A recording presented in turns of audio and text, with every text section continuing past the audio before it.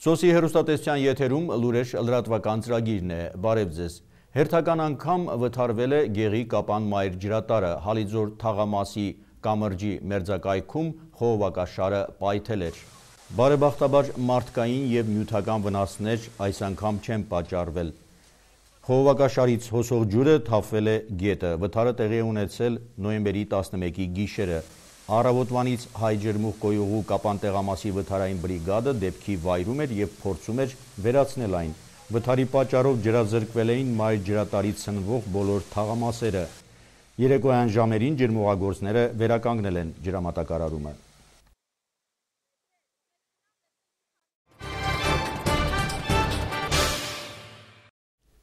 Նոյեմբերի 10-ին Հայաստանում տեղական ինքնակառավարման մարմինների համակարգի ձևավորման 16-ամյակին նվիրված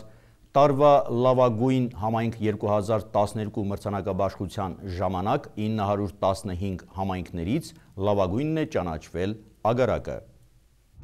Տարածքային կառավարման նախարարության և Հայաստանի համայնքների միության կողմից համատեղ անցկացվող ամենամյա մրցանակաբաշխության նպատակը համայնքների գործունեությունը թափանցիկ և հրապարակային դարձնելն է, ինչպես նաև առողջ մրցակցություն ձևավորելով տեղական ինքնակառավարման մարմինների գործունեության արդյունավետության բարձրացումը։ Մրցանակաբաշխության շրջանակներում առաջին հերթին գնահատում են այն, թե ընթացիկ տարում հատկապես ինչ հաջողությունների է հասել համայնքը յուրաքանչյուր անվանակարգում։ Տեղական ինքնակառավարման համակարգի ձևավորման 16-ամյակին նվիրված մրցանակաբաշխության ժամանակ հանրապետության 915 համայնքներից Ագարակ քաղաքը ճանաչվել է լավագույնը։ Քաղաքապետ Մղթար Զաքարյանի խոսքերով համայնքին տրված գնահատականը մեկ օրվա կամ մեկ տարվա արդյունք չէ։ Ագարակի այս հաջողությունը դեռևս նախորդ տարիներից սկիզբ դրված և համայնքի զարգացմանն ուղղված բոլոր նախաձեռնությունների ամբողջական արդյունքն է։ Ագարակում բոլոր ուղղությունները հավասարաչափ են զարգանում և արձանագրված հաջողություններ կան բոլոր ոլորտներում, համոզված է քաղաքապետը։ Այս տարի կառավարության հրատապ ծրագրով սկսվել են Մաքսատնից Ագարակ ընկած ճանապարհի կառուցման աշխատանքները,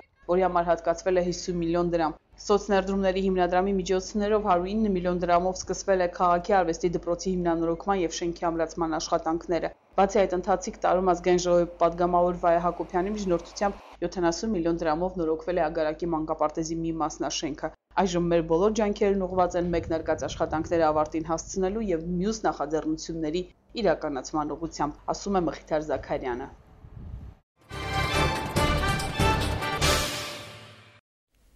ԵՀԿ Երևանյան գրասենյակը, Հանրապետության ոստիկանությունը և Իրավական հետազոտությունների ազգային կենտրոն հասարակական կազմակերպությունը համատեղ իրականացնում են ոստիկանության բաց դռների օրեր։ Կապանի համար 2 և 9 ավագ դպրոցների աշակերտները ծանոթացան ոստիկանության առօրյային, ոստիկանական սարքավորումներին, հատուկ պաշտպանության միջոցներին, ինչպես նաև թեմատիկ զրույցներ լսեցին թմրամոլության, թրաֆիքինգի և կոռուպցիայի մասին։ Շաբաթ օրը ոստիկանության մարզային վարչությունում անսովոր իրարանցում էր։ Ոստիկանների հետ միասին մի խումբ դպրոցականներ հերթապահ մասում ծառայություն էին իրականացնում, ծանոթանում ոստիկանների առօրյային, հատուկ պաշտպանության միջոցներին ու նույնիսկ փորձում ոստիկանական սարքավորումները։ Նման բացառիկ հնարավորություն աշակերտներին տվել էր ԵՀԿ Երևանյան գրասենյակը, Հայաստանի ոստիկանության և Իրավական հետազոտությունների ազգային կենտրոն հասարակական կազմակերպությունը նախաձեռնելով ոստիկանության բաց դռների օրեր միջոցառումը։ Զանգվածային հանգարությունների ժամանակ, խմբակային գործողությունների ժամանակ, ուրեմն այդ բոլոր այդ գործողությունները խափանելու համար ոստիկանությունը օգտագործում է վահաներ միանշանակ պաշտպանվելու համար, թե ոստիկաններին, թե քաղաքացիների պաշտպանելու համար։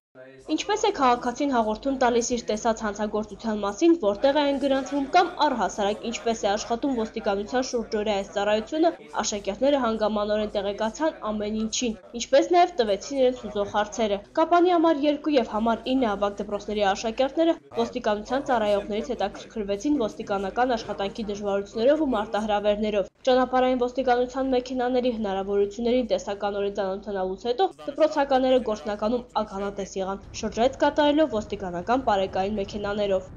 Ես շատ քիչ բան գիտեի ոստիկանության մասին, պարզվում է դա շատ լուրջ, շատ պատասխանատու գործ է։ Մեքենաները ընդհանուր առմամբ շատ նոր տեխնիկաներ կան, ես դրանց մասին ընդհանրապես չգիտեի եւ ընդհանրապես այդ ոստիկանները շատ մեծ պատասխանատվություն են կրում իրենց գործը կատարելով։ Ինձ շատ դուր եկավ այս աշխատանքը։ մի ձև այսպես կասատիպ կա, չէ, որ հայ կինը այդքան չի ուզում ոստիկան դառնա, բայց ես մեծ ցանկություն եմ ոստիկան դառնալու հիմա շատ նորություններ իմացա, շատ հետաքրքիր էր։ Տպավորությունը շատ մեծ են, դե սկզբից ծանոթացանք ներկայացուցիչների այստեղի պետի հետ, գնդապետի հետ, հետո ծանոթացանք հերթապահ մասի հետ, նկարվեցինք տենց էլի։ Դե շատ հետաքրքիր բացահայտեցին նոր բաներ, որ իրանք շարժվում են կանոններով, ամեն ինչը լուրջ ըստ իրենց օրենսգրքի եւ այդպես էլ մարտական են տրամադրված միշտ։ Քրեական հետախուզության եւ աչափահասների գործերի բաժանմունքների, ոստիկանության կրիմինալիստիկայի կաբինետի գործունեության եւս իրազեկվեցին պատանիները։ Միջոցառման նախաձեռնողները նպատակ ունեն այս կերպ ամրապնդել ոստիկանության եւ բնակչության միջև փոխվստահությունը։ Տեսնել ոստիկանի աշխատանքը, այն դժվարությունները, այն խնդիրները, որոնք առկա են այս ոլորտում եւ կարողանալ նաեւ ինչու՞ չէ այսօր եւս փորձել ոստիկանին ընկալել իրենց որպես ավագ գործընկերոջ, որպես իրենց պաշտպանի եւ համագործակցել նաեւ ոստիկանների հետ։ Մեր հասարակության մեր ժողովրդի մեջ գազրադիվ կա, նաեւ մեր որպես ասենք ոչ բոլորի իհարկե, բայց որոշ մասի մեջ կա, որ ոստիկանը ինչ-որ պատժի, ինչ-որ բան եւ այլն։ Այսօր մենք փորձում ենք վերացնել այդ գազրադիվը։ Մենք նաեւ նոր ոստիկանի կերպար ենք կերտում,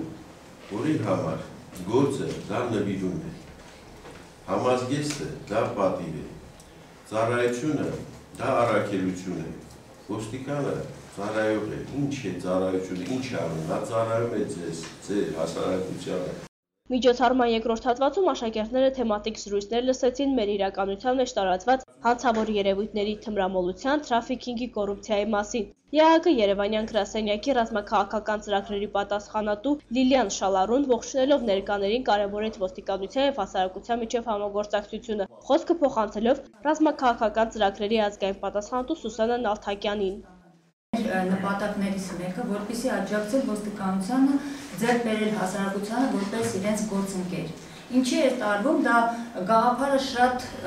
պարզ է, որ այսօրվա անվտանգության հարցերը ոստիկանությունը մենակ չի կարող լուծել, որտեղ անվտանգության հարցը դա ոչ միայն ոստիկանության հարցն է, բայց մեր բոլորիս հարցն է։ Մենք բոլորս ներգրաված ենք։ Եթե մենք մի բան տեսնենք, որ մի բան այնպես չէ մեր անվտանգության հետ կապված, նույնպես մենք էլ ենք կրում պատասխան։ Ես էլ, դուք էլ,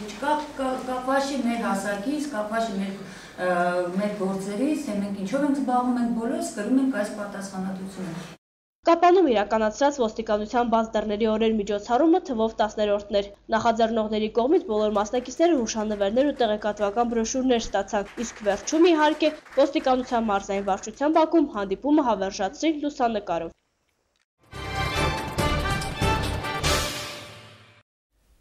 Արդեն մի քանի տարի է վաչագանցիները սպասում են իրենց եկեղեցու բացման արարողությանը։ Հողագործու շինարար մեկ մարդու պես մասնակցել են եկեղեցու վերականգնման աշխատանքներին եւ ահա անցած շաբաթ օրը տեղի ունեցավ երկար սպասված արարողությունը։ Գյուղ կանգնի, գերանքը կոտրի, հայտնի ասացվածքը այսօր գրեթե պատմության գիրկն է անցել, սակայն սա չի վերաբերում վաչագանցիներին։ Բացառություններ երբեմն լինում են, շաբաթ օրը Կապանի վաչագան թաղամասում իսկական տոնախմբություն էր, առիթը 18-րդ դարում հիմնադրված եկեղեցու, ինչպես գյուղացիներն են ասում, երկրորդ ծնունդն էր, այդ էին վկայում եկեղեցու շրջակայքում վարվող երկուական մոմերը։ Այս ժողովրդի մեջ այնպիսի մի բնավորություն կա, որ մեկը գնում առաջ կազմակերպիչ, մնացածը հետևից գնում են։ Հիմա մեր կազմակերպիչը եղել է Աղավելյանը, գնդապետը, մենք մեծ շնորհակալություն իրան, որ կազմակերպեց այս գոմը, այս ծորենի ամբարը, ասենք, վերափոխեց եւ այսօրվա դրությամբ հիմա մենք ունենք մեր եկեղեցին։ Խորհրդային միության զինված ուժերի գնդապետ 1991-93 թվականներին կամավոր ծառայության մեկնած վաչագանցի Գառնիկ Աղավելյանի նախաձեռնությամբ է սկսվել եկեղեցու շինարարությունը։ 10 տարուց ավելի է վաչագանցիները մեկ մարդու պես աշխատում են, ով ինչով կարողացել օգնել է, այդ է վկայում եկեղեցու արտաքին տեսքը։ Կանայք վաչագանցի աղջիկերքը ծերունիներ խնդրեցին, որ այնտեղ իրանք չեն կարող բարձրանան։ Ուրեմն վերականգնենք այս մի եկեղեցին։ Դե քանդված հին կոլխոզի ժամանակի միջով կոլխոզը 250 տարի պատմություն ունի։ Որոշեցի զինվոր եմ, գնդապետ Աղավելյանն է, գլուխս տակով ուտամ, ալեք ուզլել։ Հա։ Ու վերականգնենք։ 10 տարի Շինարարները հիմնականում 6-ն էին, եկեղեցու պատերին ամրացված քարերից մի քանիսը գյուղի հոգևորականների գերեզմանակարերն են։ Վաճագանցի Սոս Թևանյանի խոսքով ինքը հատկապես չարչարվել է տանիքի վրա, աճած ծառերը դժվարությամբ են կտրել, այնուհետև տանիքը նորոգել, զանգակատունը կառուցել։ Քարագործ Բորիս Բաղդասարյանի խոսքով, որը մասնակցել է Վահանավանքի եկեղեցու շինարարությանը, իրենք փորձել են պահպանել հին տեսքը։ Սկզբից առանձնապես սա քայքայված տանիքը հողից էր սա, քանդվեց նորից, պատուհաններ չկային։ Քարը հիմնականում Վահանավանքի նույն քարից է, քաղաքի եկեղեցին որ կառուցվեց, ահագին մնացել է այդ քարերից, այդ քարերը բերել ստե օգտագործվել են։ Վաճագանցի գեղանկարիչ Ռոբերտ Կամոյանի խոսքով եկեղեցում ամեն ինչ ճիշտ է արված, ինքը մեծ ջերմությամբ է կատարել Հարազատ գյուղի եկեղեցու ձևավորումը։ Աստծո տունը պետք է ծառայի հավատացյալներին, այլ ոչ թե զբոսաշրջիկներին, ասում է։ Եկեղեցի սարքելը կամ ներսը ձևավորելը բանը հեշտ բան չի, տրադիցիաների հետ է կապված եւ ոչ թե միջնադարից, այս կվայտայասեն, որ առաջի դարից է գալիս, որովհետեւ առաջի եկեղեցին հայերը սարքել են Երուսաղեմ Քրիստոսի խաչման տեղը։ Մի քիչ սվաղը չի լավ, պետք է սվաղեն նորից։ Թաց կիրով պետք է սվաղվի, որ վրայով ես նկարեմ։ Դե հլա որ դրա համար գումար է պետք, հովանավորող է պետք, այդպիսի բաներ են, էլի պետք է։ Այդ նկարը, այն նկարները, բանը ինչ որ արել եմ, հետո բեմի չերտյոժը բանը ամեն ինչ բորյան շատ բծախնդիր մարդ է ու ամեն ինչ արել է։ Հետո դեռ հլա գործեր ունեմ, քանդակի գործեր ունեմ, առաջին տեսեք քարերը բան, այդ էլ պիտի քանդակը։ Սուրբ Աստվածածին եկեղեցու վերականգնումը նախաձեռնած Գառնիկ Աղավելյանը նախընտրեց փակագծերը չբացել եւ մանրամասն չներկայացրեց ինչքան գումար է ծախսվել, ինչ եւ ում միջոցներով է վերականգնվել։ Գյուղացիների հետ համատեղ ենք աշխատել, սրանով էլ ամեն ինչ ասված է։ Միջոցների մասին պետք չէ խոսանք։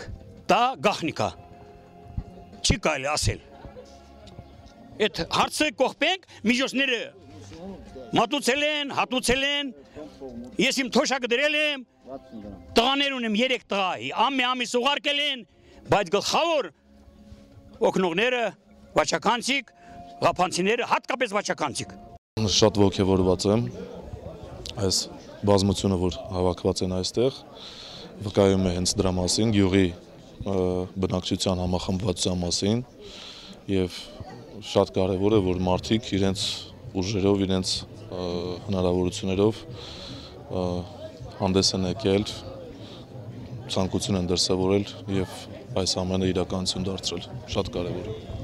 Այն, որ վաճագանցիները այս օրվան երկար էին սպասել, առաջին հայացքից պարզ դարձավ, ինչպես իրենք էին ասում, բացման արարողության հատուկ սցենար չէին մշակել, արել են ոնց կարողացել են՝ գինի, մատաղի միս, կենդանի երաժշտություն։ Կապանի Սուրբ Մեսրոպ Մաշտոց եկեղեցու հոգևոր հովիվ Գալուստ Վարդապետ Դարբինյանը օրհնեց եկեղեցու շինարարության ավարտը, իսկ գյուղի 10 մանուկներ տեղում կնքվեցին, կնքահայրը Կապանի քաղաքապետն էր։ Վաճագանի Սուրբ Աստվածածին եկեղեցին այժմ թաղամասի սեփականությունն է։ Պսակի մկրտության արարողությունները կանցկացնի Կապանի Սուրբ Մեսրոպ Մաշտոց եկեղեցու հոգևոր հովիվը, վերջինիս խոսքով իրենք ժամանակ առ ժամանակ անհրաժեշտության դեպքում այցելելու են։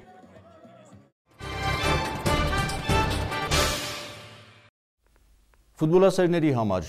Ֆուտբոլի հանրապետության բարձրագույն խմբի առաջնությունում Կապանի Գանձասարը սեփական հարկի տակ 3-րդ անընդմեջ հաղթանակը տարավ, այս անգամ 2-0 հաշվով պարտությամբ մատնելով Երևանի Արարատին, սակայն հաղթանակը հեշտությամբ չտրվեց։ Երկու թիմերն էլ խաղը սկսեցին շատ զգուշավոր, վտանգավոր պահեր գրեթե չէին ստեղծվում, սակայն տանտերերը ձեռքից բաց չթողեցին իրենց ընձեռված պատե առիթը 15-րդ րոպեին գոլի հեղինակ դարձավ Ռեջիլիո Զեյդորֆը։ Դրանից հետո էլ խաղն ընթացավ նույն հունով, երկու թիմերն էլ կարծես մոռացել էին դարպասների տեղը եւ վտանգավոր հարվածներ չէին կատարում, պայքարը հիմնականում ծավալվում էր դաշտի կենտրոնում, իսկ խաղավերջում Արարատը պարտությունից խուսափելու նպատակով ձգտում էր մեծացնել ճնշումը, դա հակագրողների հնարավորություն էր տալիս տանտերերին։ Խաղի վերջին րոպեներին գնդակը հասցեագրվեց Դիեգո Լոմբային, մենմենակ հայտնվելով դարպասապահի դիմաց, բրազիլացին սառնասրտորեն գնդակն ուղարկեց դարպասի աջ անկյունը 2-0։ Խաղի արդյունքից ամենից շատ դժգոհ էր թերևս հյուրերի գլխավոր մարզիչը։ Իր դժգոհությունը նա չթաքցրեց նաև մրցավարների հետ ունեցած վեճում։ Արդյունքում Աբրահամ Խաշմանյանը հեռացվեց մարզչական գոտուց, խաղից հետո անցկացվող ավանդական հարցազրույցին էլ հրաժարվեց մասնակցելուց։ Պարտությունից հետո հոգեբանական խնդիրներ են առաջանում, ամեն դեպքում ես շատ հարգում եմ եւ տեսնում եմ, որ թիմը շատ մարտունակ է դարձել Արարատի, բայց որոշումը ամեն մարդ ինքն է որոշում, ուղղակի որոշման մեջ ոչ մի կարծում եմ ետին միտք կամ ինչ-որ նախաձեռնություն չկա, այս ուղղակի մարզչական ներվերն են տեղիք տալի։ Գլխավոր մարզիչը համամիտ էր, որ խաղը դիտարժան չէր, իսկ արդյունքից բնականաբար գոհ էր։ Հաղթանակը այդքան էլ հեշտ չտրվեց, հիմնականում դաշտի կենտրոնական հատվածում պայքար էր գնում, տիրելու գնդակին, տիրելու նախաձեռնությանը, ու գոլային պահերով այդքան հարուստ չէր, ուղղակի մենք կարողացանք մեր պահերն օգտագործել եւ առաջինը հաշվի մեջ առանցանք, երկրորդը արդեն Արարատը ոչինչ չունենալով կորցնելու, փորձում էր հավասարացնել խաղը եւ օգտագործենք այդ ազատ տարածությունը հակագրոհի ժամանակ երկրորդ գոլը խփեցինք։ Ամենայն դեպս հոգեբանորեն շատ կարեւոր էր ներսի խաղերը, որ Գանձասարը հաղթեր։ Շնորհավորում եմ տղաներին, շնորհավորում եմ երկրպագուներին։ Հանդիպման լավագույն խաղացողներ ճանաչվեցին Մայիս Այվազյանը, Արարատ եւ Արսեն Բեգլարյանը, Գանձասար։ Մրցանակները, ինչպես միշտ, սահմանել էր ազգային ժողովի падգամավոր Վահե Հակոբյանը։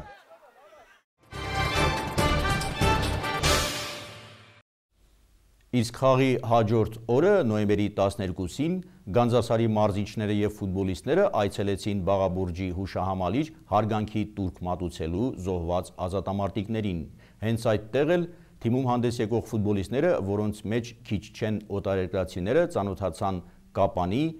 ինչպես նաև 20-ամյա վաղեմություն ունեցող պատերազմի պատմությանը։ Թիմի մարզիչների հավաստմամբ իրենց պարտքն են համարել այցելել Բաղաբուրջի հուշահամալիր ծաղիկներ դնել զոհված ազատամարտիկների շիրիմներին։ Գլխավոր մարզիչ Սևադա Արզումանյանի խոսքով հենց նահատակների շնորհիվ է, որ ամեն մարդ հնարավորություն ունի այսօր զբաղվելու իր սիրած գործով։ Իսկ պատերազմի դաժան դեմքը նա տեսել է 92 թվականին, երբ որպես ֆուտբոլիստ եկել էր հանդիպելու Լեռնագործի հետ։ Հիշում եմ, որ մենք հյուրանոցում, Լեռնագործ հյուրանոցում գիշերելուց կռադը խփեց Ղափանին եւ Չերեմուշկա թաղամասի մի շենքին խփեց եւ այդ դժվար ժամանակվանից նաեւ ստեղ կան ֆուտբոլիստ ընկերներ, որոնք մեզ հետ չեն ֆիզիկապես, բայց ես կարծում եմ, որ մենք բոլորս պետք է խոնարհվենք այս շիրիմների առջև։ Գլխավոր մարզչի խոսքով հուշահամալիրում հանգչում են մարդիկ, ովքեր ժամանակին ֆուտբոլ են խաղացել։ Թիմի ֆուտբոլիստները պետք է իմանան, թե ինչ երկրում ու քաղաքում են հանդես գալիս, ծանոթ լինեն նրա մշակույթին, պատմությանը եւ ավանդույթներին։ Ուզեցա, որ նաեւ պատմությունը իմանան, այս վերջի ժամանակաշրջանի պատմությունն իմանան։ Կարծում եմ տեղացի խաղացողներից էլ շատերի ծնողների ընկերներ կամ հարազատներ կամ հարևաններ եւ ես տեղյակ եմ, որ նաեւ նախկինում խաղացած ֆուտբոլիստներ կան, որոնք հնարավորություն են ստեղծել, որ մենք բոլորս վայելենք այս ֆուտբոլի բերկրանքը։ Կենտրոնական պաշտպան Գորան Օբրադովիչը երրորդ տարին է հանդես է գալիս թիմում, ընտանիքով է ապրում Կապանում։ Այս այցելությունը շատ կարևոր է համարում եւ վաղուց արդեն ընդհանրություններ է նկատել Հայաստանի եւ Սերբիայի միջև։ Ձեր երկիրը շատ նման է իմ երկրին։ Մենք շատ ենք մարտնչել, ինչպես դուք։ Մենք նույնպես քրիստոնյաներ ենք, ինչպես հայերը։ Այսպիսի վայրեր նույնպես շատ կան Սերբիայում։ Անչափ տպավորված եմ այս այցելությունից։ Մարզիչների հավաստմամբ այցելություններն ու շրջագայությունները շարունակական են լինելու։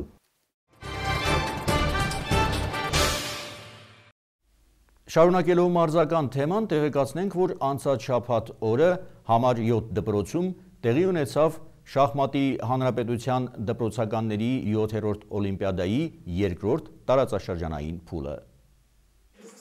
Մրցումներին մասնակցում էին Կապանի տարածաշրջանի 22 դպրոցների թիմեր 3 տղա, 1 աղջիկ կազմով։ Շվեյցարական մրցակարգով անցկացվեց 6 խաղափուլ, հաղթող ճանաչվեց Կապանի համար 2 ավագ դպրոցի թիմը, որը 12 հնարավորից վաստակեց 11 թիմային միավոր։ Թիմը միաժամանակ իրավունք նվաճեց մասնակցելու շախմատային օլիմպիադայի գալիք տարվա մարտին կայանալիք 3-րդ մարզային փուլին։ Հայաստանի շախմատի ակադեմիայի կազմակերպած այս օլիմպիադայի 4-րդ հանրապետական փուլը տեղի կունենա 2013-ի մայիսին։